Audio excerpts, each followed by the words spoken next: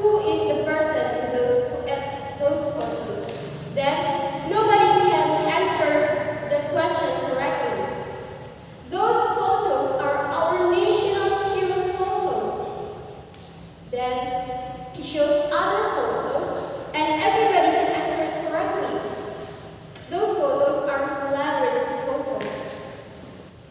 From that, I can conclude that how can millennial youth choose national heroes as their role models when they don't know about their national heroes? Ladies and gentlemen, now we are living in a freedom and technological era. In this freedom and technological era, millennial youth like losing heroic soul. As millennial youth, first, we must know who is our national hero. We look for their background, we look for their sacrifice, we look for their struggle for our nation's freedom. After we look for that, we can know how hard our national heroes fighting to set this nation free.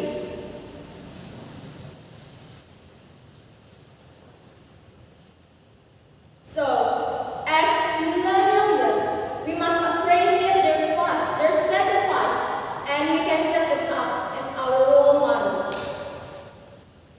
Ladies and gentlemen, as millennial youth, we don't need to feel embarrassed. We must feel proud because we set national heroes up as our role models.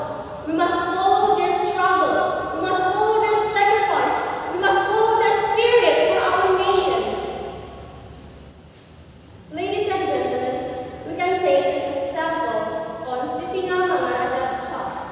Sisinga Mangaraja II is one of the national heroes from Tapanuli, North Sumatra. He is a leader who